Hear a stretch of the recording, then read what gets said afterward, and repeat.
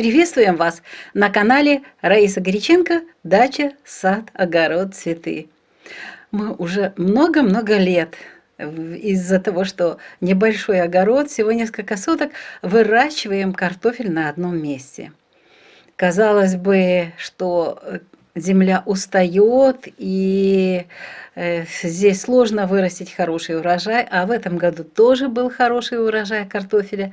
Но доставать картофель очень сложно, у нас суглинки. Мы закапывали в прошлом году солому, и в этом году высаживали картофель строго по лунному календарю. Все получилось хорошо, но сегодня не об этом речь, а сегодня о том, что на юге можно выращивать после картофеля еще один сидират. Мы обычно высевали семена масличной редьки и горчицы. И много-много лет назад еще использовали овес. Но в этом году у нас как-то получилось, что мы запаслись. Был очень дешевый кормовой горох на рынке. Мы его купили. И так, мы выбрали для посева сразу же после подготовки почвы, а подготовка почвы – это очень сложный процесс, но благодаря механизации мы используем мотоблок. Александр Федорович измельчил вот эти груды, подготовил ряды, и вот 30 августа в знаке весы, а весы как раз покровительствуют гороху, и мы посеяли семена гороха. И эти семена, очень важно еще раз отметить, что сейчас уже для северян, а также для средней полосы, вот эти семена сеять уже поздно. У нас уже есть всходы, но для того, чтобы получить хороший сидират, на юге можно в конце августа сеять и получить хороший урожай. Почему мы выбрали еще раз горох? Ну, во-первых, он у нас есть. Во-вторых, нам нужно обязательно помнить, что все время есть усталость почвы от картофеля, и нужно обязательно вот этот ускоренный севооборот проводить. И ускоренный севооборот дает возможность выращивания сидиратов. И горох, как раз одно из бобовых растений сидиратов, очень хорошо подходит нам в этом году. Уже есть всходы, зеленая масса наращивается быстро, и самое главное, что помимо азота он содержит также калий и фосфор, поэтому будет почва обогащена не только азотом, но и такими важными элементами питания, как калий и фосфор.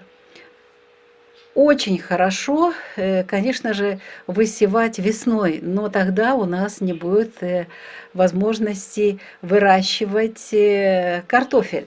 Нету такой возможности для севооборота. Поэтому мы вот таким образом сейчас, кстати, еще хочу вернуться вот по поводу образа. Дело в том, что весы – это знак воздуха, и поливать в это время нельзя, именно вместе с посевом. Обычно как мы сеем, затем заливаем водичкой, или же полили и сразу же посеяли. В весах мы заранее поливаем, а затем уже во влажную почву мы сеем. Вот смотрите, как мы это делаем. Александр Федорович подготовил, видите, как хорошо залил, и подготовил вот такие луночки длинненькие. И теперь во влажную землю мы можем спокойно посеять семена гороха. Беру произвольно горох. Здесь нельзя жалеть. Мы, во-первых, не знаем, какая схожесть у него. Но обычно с горохом у нас проблем не было. Он свежий, прошлогодний. И просыпаем. И обязательно нужно закрыть вот эти рядочки с горохом, с семенами. И не просто закрыть, а еще вот так сапочкой, грабельками. Вот так сапкой мы делали луночки. А теперь грабельками закрываем семена и прижимаем, чтобы сохранить влагу. Здесь у нас получается своеобразное закрытие влаги. Сверху высохнет, земелька, а внутри семена смогут пользоваться влагой. И будет дыхание растений. У нас уже получены всходы, и мы очень радуемся, что растения гороха поднимаются ввысь, к солнышку тянутся. И мы еще раз хотим сказать, что мы выбрали горох, потому что это растение способно получать азот из воздуха и накапливать его в своих вегетативных органах и на вот этих корневых отросточках. Ну, надеемся, что мы успеем в этом году, в связи с тем, что у нас смещаются времена года, и месяц будет следующий, вот сейчас сентябрь идет, и еще начало октября. Для гороха это еще будет на юге нормально. Мы успеем и скосить, и запахать сидераты, чтобы азот поступил в почву. Ну и мы надеемся, что этот сидерат успеет вырасти, и еще, если будет хорошая погода, можно еще и посеять горчицу. Но снова все будет зависеть от того, какая будет погода.